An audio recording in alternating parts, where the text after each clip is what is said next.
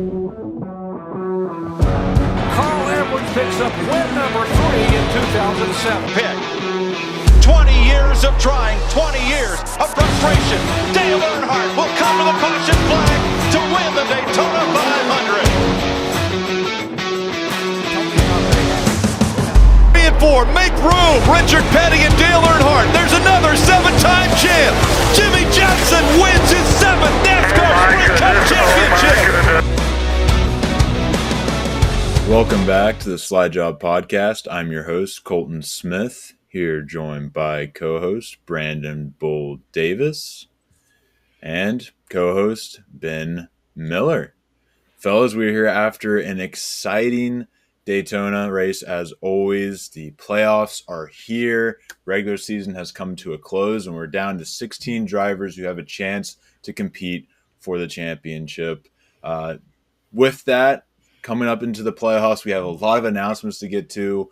Kaulig is going to be racing Dodge, or creating a team, not just one team, but 5 truck teams in the truck series, along with the announcement that Connor Zilic, nobody saw this one coming, will be driving the 99. But before we get to all of that, how are you guys doing, starting with Bull? Doing good, man. Took yesterday off. One of our family friends was getting honored for an honor flight. So we went down there to see them come back. It was pretty fun. Definitely something I hadn't seen before. How about you, Ben? Yeah, I'm doing pretty good. Just still trying to get adapted to my new job. I'm at TQL right now, so be going into week 4 this week. But other than that, just working, putting in that grind. Colton, what about you? It's been good to see you available more than just Fridays and the occasional Sunday evening. So yeah. I'm sure it's been nice. But for me, it's been pretty good just living that unemployment life. Been catching up with family that I haven't seen in a while. My dad was playing music last night, so I saw a lot more people than I expected to see there. It's a lot of good fun. Watched my friends play at the casino. I did put down $10, put it on green, or put it on 0, and landed on 00. Was not thrilled about that. I've kind of meant, it was one of those digital ones, meant to put it on both, but I was like, it's okay. Anyways, gambling aside, let's talk about the absolute thrill that was this Daytona race. I was busy, so I was really kind of scoreboard watching, not very dialed in, as I have been for the last couple of weeks. If they do it on a Sunday, I'll be better locked in. We'll be back on Sundays, but yeah, I'll let. I think Ben, you said you had some notes, so I'll let you take it away. All right, sounds good. All right, so we got our top 10 results here from the Coke Zero Sugar 400 at Daytona, the last race of the regular season. Ryan Blaney gets the win, second win of the year. Finishing in second is Daniel Suarez, Justin Haley in third, Cole Custer in fourth, Eric Jones fifth, Kyle Larson in sixth, Chris Buescher in seventh, Ty Gibbs eighth, Josh Berry in ninth, and rounding up the top 10 is Chase Elliott. And a couple of notable drivers to point out. We have Christopher Bell in 13th, Ryan Preece in 14th, Brad Keselowski 18th, William Byron in 19th, Tyler Reddick in 21st, Chase Briscoe 23rd, Denny Hamlin 25th, Joey Logano 27th, Kyle Busch in 33rd, Alex Bowman in 36th, and Bubba Wallace in 37th. And just getting into the recap of the race, in stage 1, Ryan Blaney leads the field to green, excuse me. But lap 19, we see Todd Gilliland and Tyler Reddick spin, and Reddick makes contact with the inside wall, sustaining a lot of damage. And then later we go back to green, lap 27. The big one occurs involving Alex Bowman, Kyle Busch, Joey Logano, Bubba Wallace, Ricky Stenhouse Jr., Austin Cindric, Zane Smith, Denny Hamlin, Noah Gragson, Riley Herbst, and Austin Hill. And Alex Bowman was done for the night, and he basically just had to pray for a repeat winner, and hopefully it wasn't somebody below the cut line. And Ryan Blaney looked strong early in this race. No surprise here.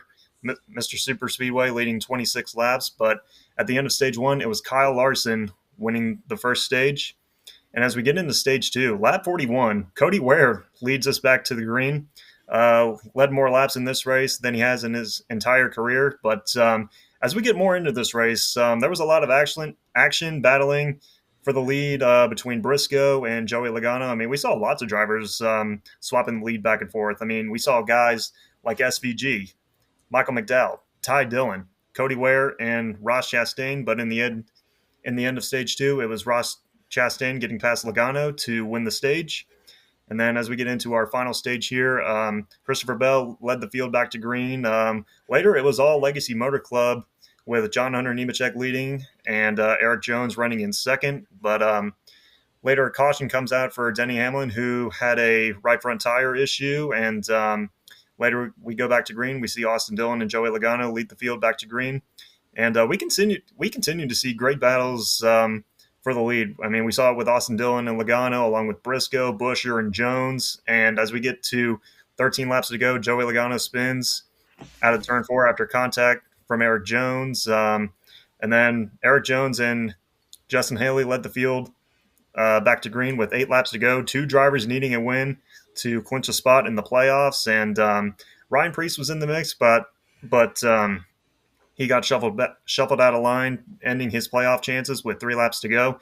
And then as we come to 2 laps to go, we see Cole Custer coming out of nowhere, and leads coming to the white flag. And we were about to see an upset winner between Justin Haley and Cole Custer, but it was Ryan Blaney winning in a 4-wide photo finish to get his 2nd win of the season. And thanks to Ryan Blaney winning, Alex Bowman gets the 16th and last playoff spot. But, overall, what a great race. I mean, what did you guys think of it? Or starting with Bull, what did you think?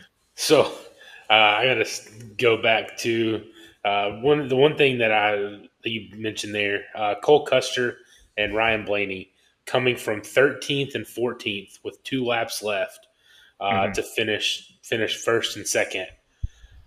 When I saw Custer take that white flag, I don't know if you all remember, about 2 months ago, Ben said that Custer was on fire.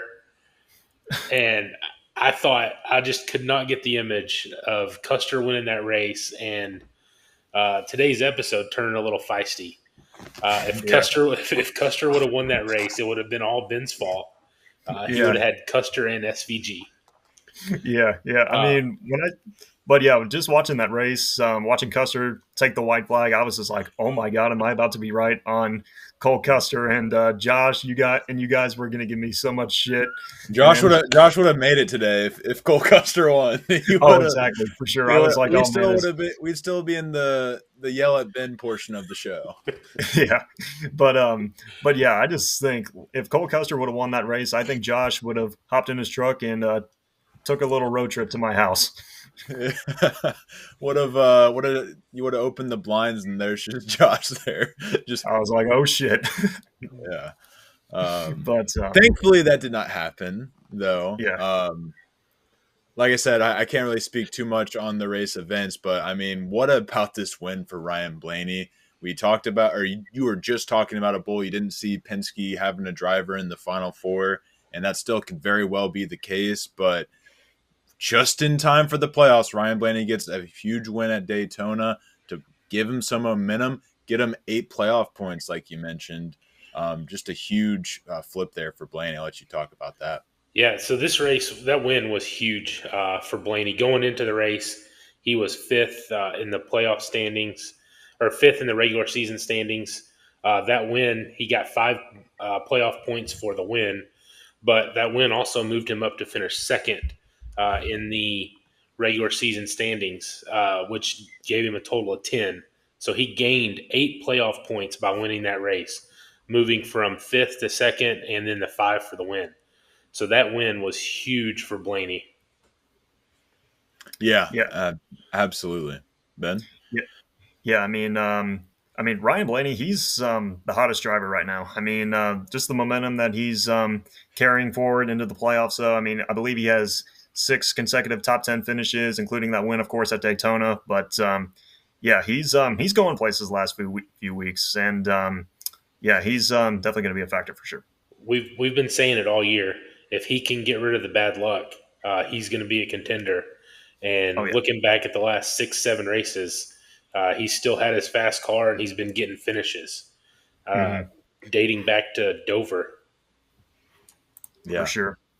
Yeah. And we know we've seen it. He's been a playoff riser the past couple of years. When it comes down to it, if he's got to get a win to get in that Final Four, I'll be there. Martinsville, one of his better tracks to do so. And it's one of the hardest tracks to pass, but he's got the car that's been able to pass the most this season. So it'll be interesting to see. I do want to talk a little bit about a little side action we had on this game.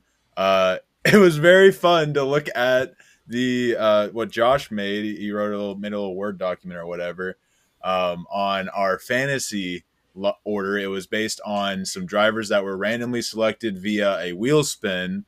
What a time it would have been if we could have gotten everyone in the same room for that. It didn't work out, but good Lord, that would have been fun. Alex, if you guys watch our basketball podcast, he got the first overall pick thanks to Josh Berry finishing 9th. That was the best finisher of anybody that we spun, was 9th. I got second place because of Christopher Bell, who finished 13th. Every time I looked at the score, this dude was in 20th. Shout out to him for finding his way into 13th and getting me that second overall pick. There were some concerns about the former champion getting the second pick, which I have to say, womp womp, Garrett. Anywho, Phil, Flynn, and Garrett, they all got around the 14th, 16th, 17th, and then you get to 8th. The 8th pick, Bryce, got 30th for Austin Hill.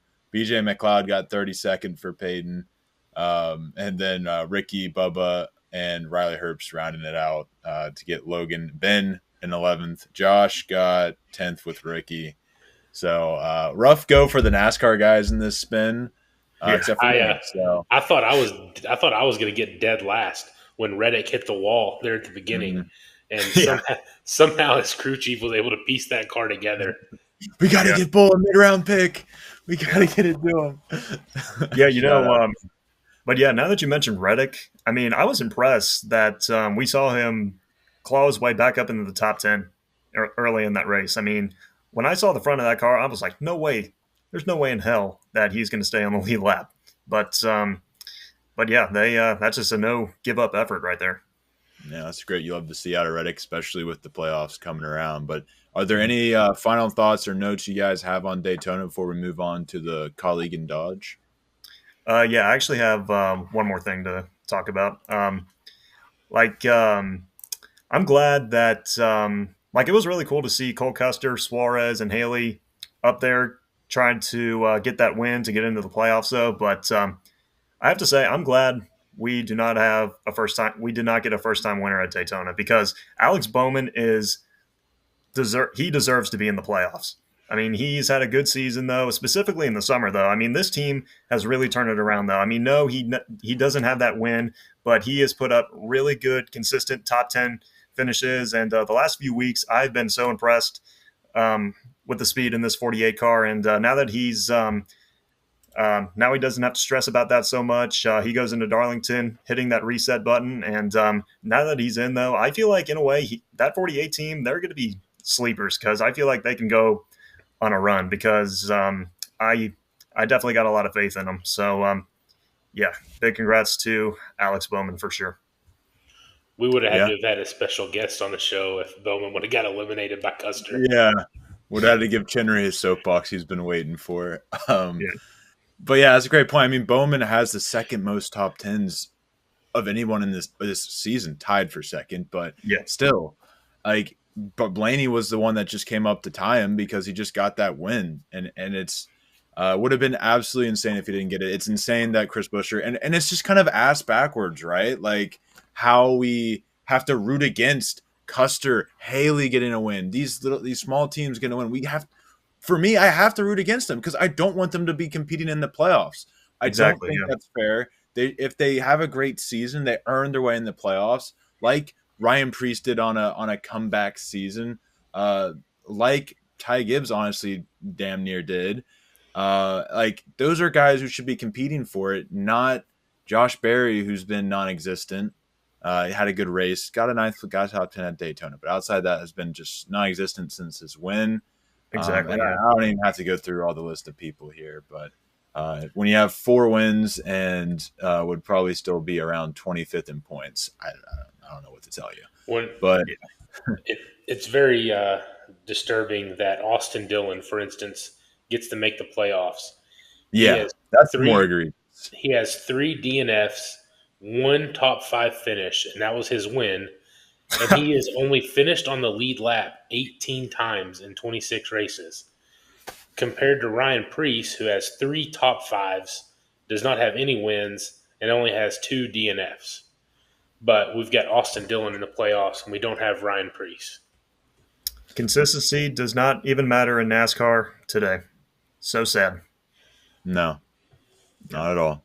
Yep. But yeah, let's go ahead and move along. Then we had our spiel about playoffs. Hopefully, something is done. Apparently, I guess there's still time for it to be announced. So we'll see. Yep. But we need to move along to our Kaulig and Dodge talk because this was announced over the weekend, and this is huge because Kaulig is a team that we saw them very quickly rise to prominence in the Xfinity series, and it seemed like for whatever reason, Matt Kaulig just had that it factor, and you expected him to take some time, but kind of figure it out in the Cup Series. And he's been in the Cup Series now. What is this, his third or fourth season since the next gen car came up? So I think that'd be fourth. But yeah, it sounds right. But he still hasn't quite figured it out. AJ Allmendinger has showed some impressive speed throughout the year this year, but he's only got so many years left in him, if any years left in him. So they kind of got to try and find a replacement for that. They're a satellite team for Richard Childress Racing, so they aren't really getting that attention from that Hendrick, Joe Gibbs, why is Penske blanking in my brain? So they're not getting that. They're not even getting the attention that you would get for RFK or even Trackhouse. So they're kind of just stuck in irrelevance.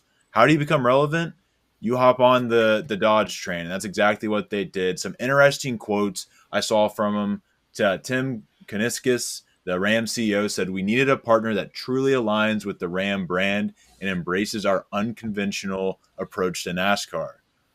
What do you mean by unconventional? Did anybody have an idea what I don't, because I don't. Like, I was like, what do you mean by unconventional? Something that maybe we just don't know yet, and we'll figure out once they start, competing. But another one I found interesting is that they're doing 5 full-time trucks. They're not just dropping in 1 or 2. We'll expand next year and get to 3 or 4. Like 5 full-time trucks right off the bat.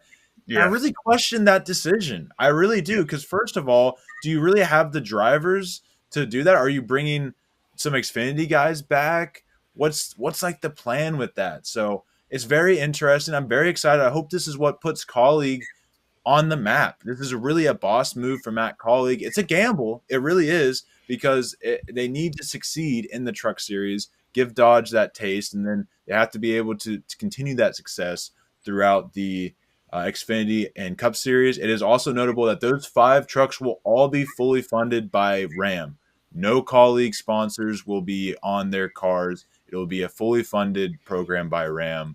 And the shops will also be separate. They're in like the same, they're like a part of the Richard Childress campus, but they will be separate. There will be no like exchange of information. I don't know how they can really police that, but I'm sure they can.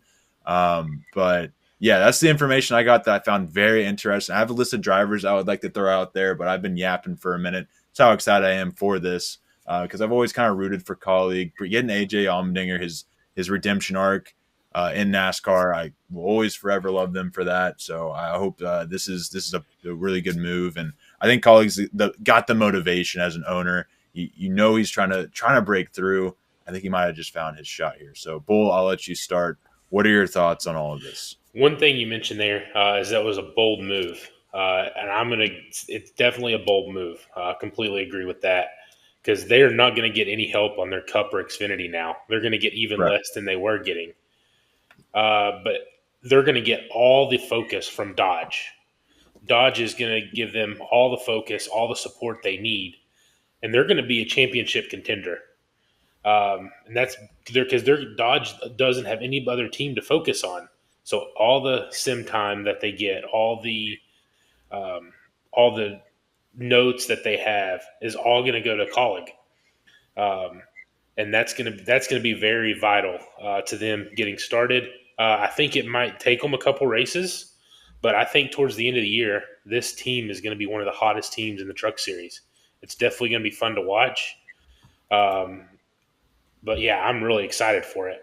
And I mean, it pretty much says that to me. It says that Kaulig is about to go to Dodge for Xfinity and Cup here in the next couple of years.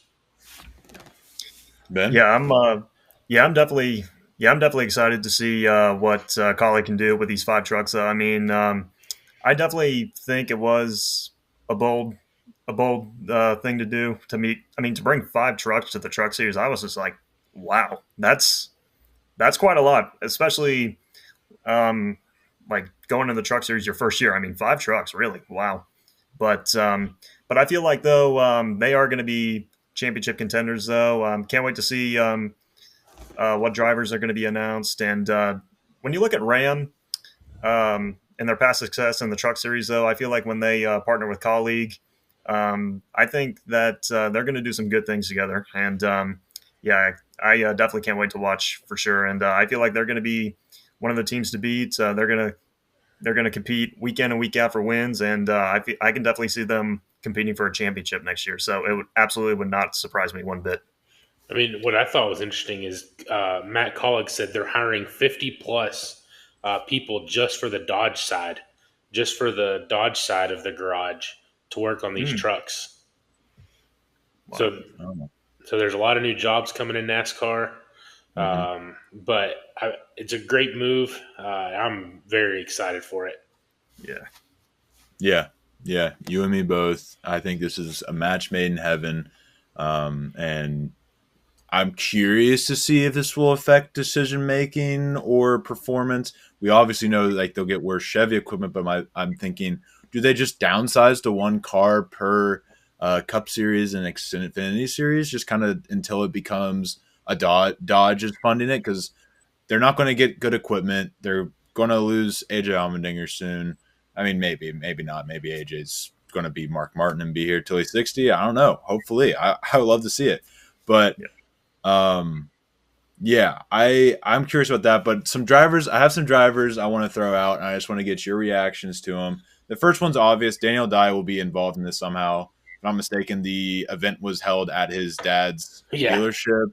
He's already with Kaulig. His dad is a big shot at Dodge. This is happening. What makes me interested is I wonder, was his dad the one behind the scenes that maybe was the middleman in this arrangement? Did they already know about this? So that's why Daniel Dye ended up at Kaulig. I don't know. A lot of little behind the scenes stuff I would be curious to know about, but he's going to be a part of it. I would think he would stay in Xfinity since he's already up there, but maybe since they're not going to get Chevy support, maybe he goes down to the Truck Series. I don't know. But Daniel Dye will be at Kaulig for as long as he wants it. It'll be a Cole Custer situation. Corey Heim is one I really would love to see, and I want to hear what you think about that, because just give up on Toyota. Toyota doesn't care. They don't care about you. They just have proven that kind of time and time again. Sure, they gave him some part-time dates in the Cup Series, but they just need to put him in the Xfinity Series. There's no reason for him to still be in the Truck Series, but because Ty Gibbs doesn't like him, they won't put him in at Joe Gibbs Racing, and there's no other Toyota team worth him driving for. So I think just give up on him. Move to Dodge. You can be Dodge's first historic driver back into NASCAR. So I think that's a unique opportunity. I think the money could be thrown his way because they know that is somebody who is literally the best driver in the Truck Series right now. Why not have him drive in the first year of your team? And that can just help raise the level of your program right off the start. But yeah, what do you guys think about Corey Heim? The problem with Corey Heim with Toyota is they get drivers early, and they have so many good drivers in their camp but they don't have enough Cup and Xfinity teams. Chevy and Ford have so many more teams and cars to put drivers in, so you see drivers staying with Chevy and Ford longer. But Toyota just doesn't have the car count for all the good drivers that they have. So I don't see it, but I think it would be a very smart move on his play. I could see them offering him something like driving trucks for one more year, and then the next year we're going to Xfinity, and he just moves up with Dodge.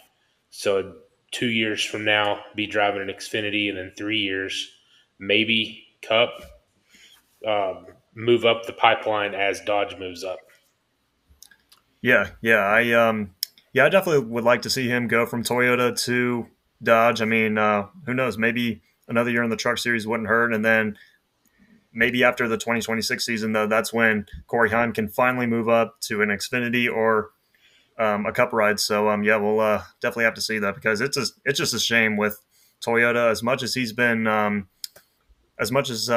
doing trucks for quite a while. I mean, he's won a lot of races. He's really, really consistent, but he's just not getting rewarded for it. I mean, it's definitely disappointing. But we'll have to see. But I would definitely like to see him in a Kaulig truck for Ram.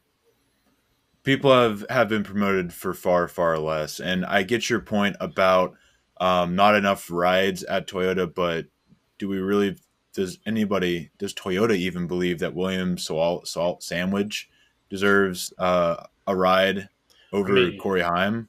I mean, dang, for a Cup, for instance, he's better than Riley Herbst. Yeah. But Herbst has that funding. And that's what Sandwich has too. But I don't think it should matter at this point. It's clear that he is like a guy who can. We don't need to go this deep down the rabbit hole, though. We are taking a lot of time. So the other drivers are really just long shots. I think Parker Kligerman deserves. It would be funny, a little full circle, because he started out as a Dodge development driver at Penske. Daniel Hemrick's one that I think is actually pretty likely. He's already established in the Truck Series this season, 4th in points right now. Already has a connection with Kaulig. I don't know if that ended well or not, but if it did, I could see them calling up their old buddy Daniel. And then Matty D. Could this be where he gets back into decent equipment?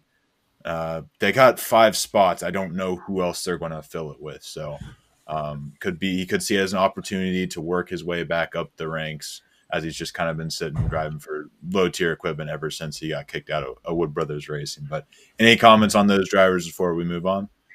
Yeah, I mean, starting off with Parker Kligerman, though, I mean, after that Daytona win on Friday night, filling in for Connor Zillage, that guy deserves to be back full-time in NASCAR, because I feel like if he goes down to Kaulig and races full-time in a truck, if I'm not mistaken, though, when he was at Brad Keselowski Racing, though, they were a Ram-affiliated team, and I think he got a couple wins in the trucks. Yeah. Mm-hmm. So, I feel like Kaulig, they should definitely reach out to him, though, to put him in the truck, because I feel like if you give Parker Kligerman some good equipment, he will win races and he can compete for a championship. I definitely believe in this guy. He is a great driver, and he's definitely an underrated one in my opinion. And I feel like if you put him in a good truck, he is going to do some good things. And back to Matt DiBenedetto, I feel like this would be a good opportunity for him to get into a competitive truck at Kaulig, and I feel like if they give him some good equipment, he's going to win some races too. But it'll definitely be interesting down the road to see where those guys end up. But looking forward to it. The Parker Kligerman, that one really stands out to me as one that I would love to see as well. Ben mentioned it, but that Xfinity race Friday night was awesome. I don't know if you got to see it. It was probably 30 laps in. They did a driver change on pit road between him and Zillage, and then comes out and wins the race. It was awesome to see his celebration, especially after not the Daytona, but the Daytona 500 weekend. I think it was the first race of the year when he won and then got DQ'd for the truck failing post-race tech.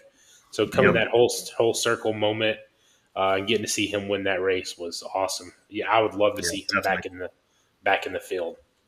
Mm-hmm. Yeah, and like I said earlier, fully funded by Dodge. So sponsorship is not an issue here. So go out there, get the best guys regardless, the experienced guys, the guys that will not only come in and perform well, but they should be able, especially Parker Kligerman, he's been around enough to help you build that program.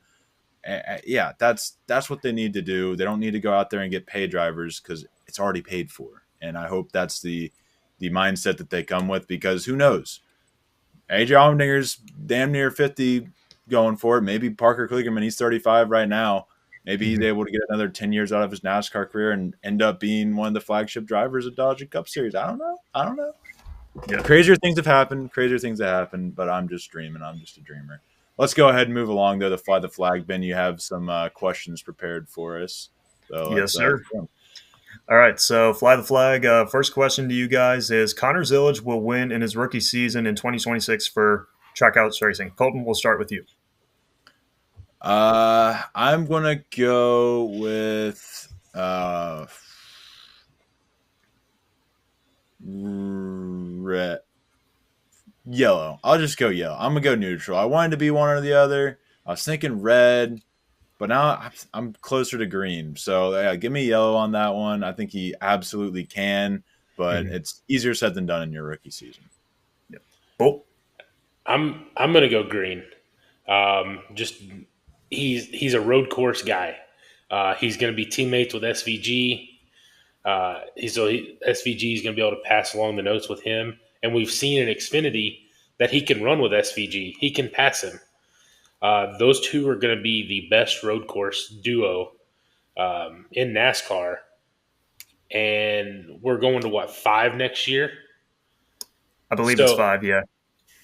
So between them two, I can definitely see Zillage winning 1. Absolutely. For myself, I was kind of going back and forth with green and yellow, but I think I'm going to go red. I think I'm going to go yellow here. I mean, I can obviously see him maybe struggling at the ovals though, but I feel like when we go to some of these road courses, he can be competitive though, and I feel like he'll be up there running with SVG, and it wouldn't be surprising to see him pull off a win though. But with this next gen car, I mean, maybe it might be difficult for him to learn on the road courses, but we'll see what happens down the road. All right, next question. Ryan Blaney is the favorite to win the championship. Bull. I'm gonna have to go red. I said it Red. last week. I don't see any Penske drivers making the Final Four, so I got to stick with it.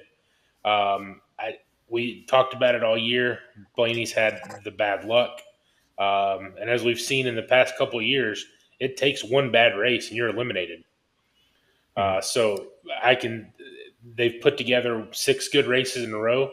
Let's see if they can continue that up, and I might change my mind. But they've had more bad luck this year than good luck. Gotcha. Colton, what about you? I'm going green flag. I think the bad luck's run out. Blaney it's his time of the year. He's going to win a couple races throughout this playoffs, and he's going to make it to the championship and win it like I predicted at the start of the year. All right. I'm actually going to go yellow flag on this one. I mean, obviously, the last 6 races, 6 consecutive top 10s, including that win at Daytona. But, I can definitely see him going to Phoenix, though. But I know he's had some bad luck. I don't know if that's going to come back to haunt him in the playoffs. But it definitely would not be surprising to see the 12 car go to Phoenix and try to contend for title number 2. And last but not least, last question. Corey Heim, who has 7 wins this year, will break Greg Biffle's record for most wins in a season in the Truck Series. He had 9 in 1999. Bull, what do you think? Definitely green flag. He has won 7 out of 18 races. So he's won almost 40% of all the races that we've had this year in trucks. They've got 7 races left. I definitely think he can win 3. Yeah, I'm waving the green. I think Corey Heim, he's definitely going to break the Biff's record for most wins in the Truck Series, and he's definitely going to keep the momentum going. Colton, what about you? I'm gonna keep it yellow. I definitely see him tying the record, but going and beating the record, I could see him not getting that done. But really, it could go either way. Yep. All right. So there is our fly the flag. Let's move along We'll go ahead and skip the overreactions. Nobody had anything too crazy this week, did they? I actually had two, if I can share real quick. Go ahead. All right. So my first one is Kyle Busch will never win another race in the Cup Series. Oh, wow. Yeah. I don't think that's too much of an overreaction, Ben. That's not. Yeah, hard to see it now. It feels like it for sure. Yeah. I mean, beginning of the year, it looked like he was going to go back to victory lane, though, but hasn't really done anything since then. And he's had a hard time adapting to this race car, this next-gen car, and RCR as a whole this season, they just haven't been showing the speed. And ever since Kyle Busch got to RCR, it has been an absolute disaster. Should have stayed at Gibbs. And I think what killed Kyle Busch the most was the practice. When they eliminated practice at COVID, went from having an hour and being able to adjust on your car to 20 minutes, and you can't really make any adjustments.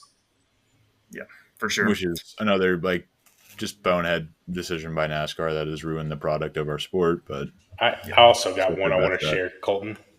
All right, go right ahead. So we all love the Daytona 500 and the spectacle that it is. Oh boy. And I love the Daytona 500, and I don't want to get rid of it. Okay. But I think we need to make it a night race. Looking at how awesome that was with the lights on Saturday night, if they could find a way to make that a night race, I think it'd make it even better. Oh, for sure.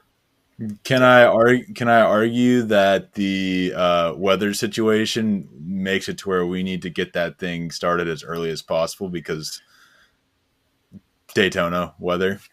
I mean, It rained just I don't know if you saw Bob Pockrass's tweet. It was raining at 11 a.m. on Saturday, and he said for all the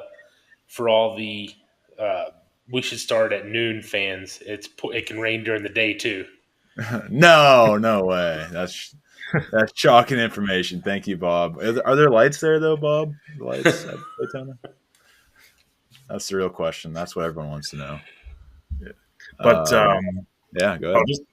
Just one more, just real quick. I got one more overreaction. So I feel like in the future, Cody Ware and Rick Ware Racing, they are eventually going to break through on a super speedway, and Cody Ware is going to get his first career win sometime down the road. What do you guys think? That's an overreaction. I like it, though. I don't. Cody Ware. Rick Ware Racing does not deserve a win. Cody Ware, 2026 Daytona 500 winner. Not deserve a win. You may put on the shades because. Bull, from what you said, it would.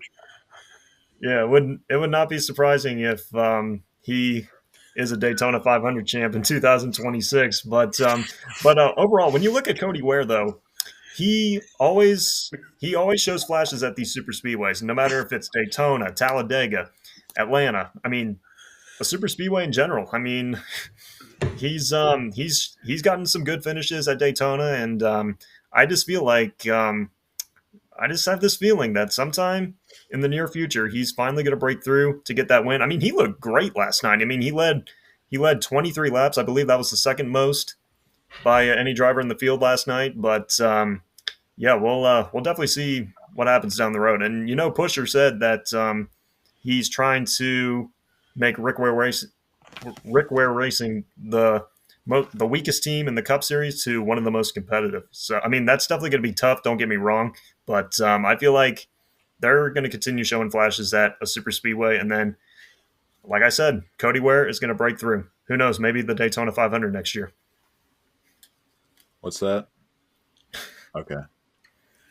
Yeah, I gotta go take out my entire college savings and put it on Cody Ware Daytona 500 because Ben just predicted it. So the golden horseshoe strikes again. But we went from Austin Dillon is talented last week to Cody Ware is winning the Daytona 500 this week. I miss the days where Chase Briscoe was the future of Joe Gibbs Racing. Playoff picture. I don't even know why I said playoff picture. I was reading. I'm so far gone. All right, let's go to the power rankings to wrap up this show. We're at the 40-minute mark, so I'll let Bull collect himself. Ben maybe rethink his life after Cody Ware, Daytona 500 champion, and I'll give mine at number 5 just to keep it off the rails. Daniel Suarez is my number 5 of my power rankings. The last three races, 7th, 2nd. Very impressive stretch for him. That's somebody that's looking to audition. Maybe a name we need to mention for the Kaulig Dodge. How about that? Do the little John Hunter Nemechek route, drop Good back point. down to the truck series, and build up. That's another experienced guy who's going to raise the level of your program.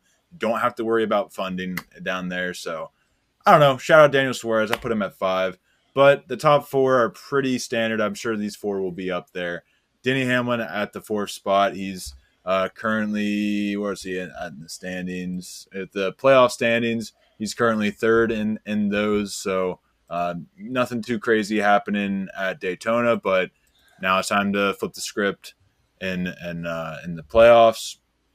After that, I got Kyle Larson at 3, pretty much for the same reason. Nothing too notable at Daytona, but now it's playoff time. You're at the top of the standings. You have the momentum. You have the power right now. Blaney is hot. He just won a race. He's got 6 straight top 10s. I got him at my number 2 spot. I'm going to give William Byron the number 1 spot because he got a crap load of playoff points. He's at the top. Actually tied with Larson, though, who has quite a bit of playoff points as well. So, but Byron, regular season champion officially, and at the top of the point standings this week. Did he have anything crazy in Daytona? No, but it's playoff time. And what happened the first 18 races, whatever, how many races we had before this? 20? How close am I? It doesn't matter, but yeah, those don't matter. It's playoff time, and then in 3 races, the 3 races that just happened won't matter because we're in the next round, but that's how the playoffs works. That's the beauty of it all. And yeah, there's my power rankings and my TED Talk. All right. Ben, you want to take over? I think Bull's still recovering from. Yeah, I was going to say, you hit me a minute ago when you're talking about Chase Briscoe being the next face of JGR. Ben predicting Rick Ware Racing to win the Daytona 500. It was a lot at once. The reminder of Austin Dillon having talent, and then it just got me thinking about we've all had at least one bad hot take. My worst one was probably going to be that SVG's not going to win a road course. We'll see how that turned out. We've had some bangers this year. That might be the greatest take of all time. I'm gonna have to go back and clip those so we have a little compilation at the end of the season, end of the year, or whatever. Definitely gonna have to make sure that's done. But Ben, go ahead and give us your power rankings. All right. So starting off at number 5, I got the 48 of Alex Bowman. Finished 36th at Daytona. Got caught up in the big wreck early in stage 1, but because there was not a new winner, he is in the playoffs. Thanks to Ryan Blaney. Outside of that, though, the 48 has shown great speed this summer, putting up great top 10 finishes. And outside of the wreck, I feel like this is going to be a fresh start for him, though. I feel like with the summer stretch, this is going to be good momentum as he heads into Darlington next week. And coming in at number 4, making a return to my top 5 power rankings is Kyle Larson. Finished 6th at Daytona. With this finish, he now has 4 top 10s in the last 6 races. I feel like in a way, just seeing him these last few weeks, he's starting to get his flow back as he's heading into the playoffs. Much needed because he has not been the same since the Indy 500. This will be a fresh start going into Darlington next week. I expect to see the Kyle Larson that we're used to seeing starting next week. But with these finishes that he's putting together, I mean, this is good momentum heading into Darlington, a place where he knows how to get around as he is a Southern 500 winner. And coming in at number 3, I got our regular season champ, William Byron. Was able to recover from a stop-and-go penalty at the start of the race. He got the free pass, was able to get back on the lead lap. And we saw him at the front of the field, but I feel like going into these playoffs, he's going to be one of the favorites to win the title. And coming in at number 2, I got Chase Briscoe, 23rd place finish at Daytona. Was out front leading some laps. I feel like I still like the speed in Briscoe's car, despite not getting the results in the last 2 races. He's going to be strong in these playoffs, and we go to Darlington next week, like I mentioned, and he is the defending Southern 500 winner. So watch out for driver 19. And topping off my power rankings this week, guys, no surprise here. It's the 12 of Ryan Blaney, winner at Daytona, picking up his second win of the season. He led 27 laps, and he went from 13th to first in 2 laps. And he has put together 6 straight top 10 finishes going into Darlington next week. He actually almost won Darlington earlier this season, I believe back in April. But overall, just great momentum to make it back to Phoenix, and he's definitely going to be a factor in these playoffs to try to win title number 2 in Phoenix. But yeah, those top off my power rankings. Wouldn't it be crazy if Blaney ended up being the first multi-champion out of this generation? I mean, I know Logano is obviously his multi-Busch, but I'm talking like this generation of drivers like Elliott, Larson. Those are really the only 2 of this generation that's won it. But if Blaney, of those 3, like, who would have thought that? Yeah. Sorry, Bull, I didn't mean to cut you off. What do you got? No, you're good. I'm going to start off number 5 with William Byron. Won the regular season points championship. And it's a guy that we talk about a lot, but you also don't talk about a lot. He's just been very consistent. He's had speed, but he don't have the wins. He's just consistently running up front. Next, I'm going to go number 4 with Christopher Bell. He has been he won those 3 races in a row earlier this year. Then he cooled off for a little bit, and it looks like he's starting to get his mojo back just in time for this playoff push to start. Number 3, Ryan Blaney, as we mentioned, has the last 6 races has all finished inside the top 10, including the win Saturday night at Daytona. So I got him at number 3. At number 2, Kyle Larson. He's another one that after the Coke 600 and run of the double cooled off quite a bit for a couple races, and he's starting to put it back together again as well. We got a couple of big name drivers that are finding their mojo at the right time. Number 1, Denny Hamlin was involved in the wreck in this race Saturday. Struggled around with issues, blew a couple tires within 10 laps, but just kept working on it to stay in the race, get that finish. 4 wins on the year, tied for the most with SVG. But yeah, just been very consistently this year, having a great season. Another one that I'm excited for this playoff run. Yeah, and that's what the season has really been. No real championship favorite, I don't think, at any point. Sure, Bell, after he won 3 races in a row, got the talks. Larson won 3 races in a pretty short span. He started getting the talks. Hamlin got up to 4 wins, so he got it. So there's been favorites, but there's been nobody that has just taken the reins. I guess you can kind of count Bell in saying that after he won 3 in a row, but then he's just kind of been consistent after that. So there's really no real way to know, and that's what the playoffs are for. That's what these next few races are going to be. The next month and a half, 2 months, going to be a lot of fun.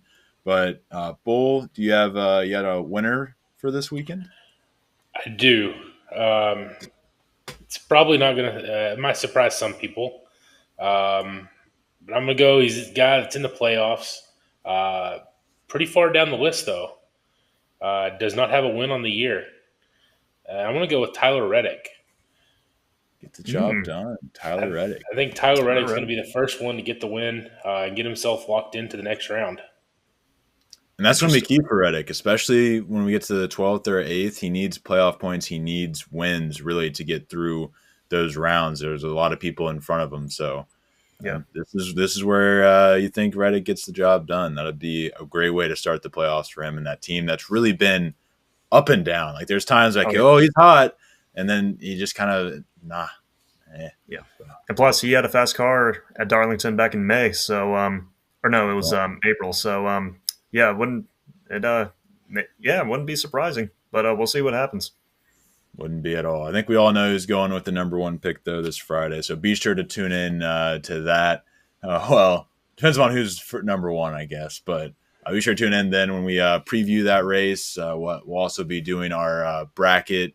Or sorry, that'll come out on Saturday. We'll record it Friday or Thursday. We're still deciding that. But yeah, we'll be revealing our brackets and all of that on that day as well. So be sure to tune into that. But if you guys don't have anything else to say before I wrap up the show, I'll go ahead and call it a show here. Thank you all for listening. Be sure to leave hit that subscribe button. Comment down below your guys' thoughts. Be sure to follow myself on Twitter at LFC__99. Josh, or not Josh, he's on here, but Ben at Ben Miller PXP. B Miller? Yes. Bull at Bull_81818. And the CX Podcast Network at CX Pod Network. We're still going through some transitional things here, but staying strong here with the Slide Job podcast for sure. We got the basketball podcast recording tomorrow. Ben should be on that. So if you want to see us over there, check us out on YouTube and any socials that you have. But I want to go ahead and call it a day. Bull, Ben, thanks for coming on, and we'll see you guys in the next one. Peace.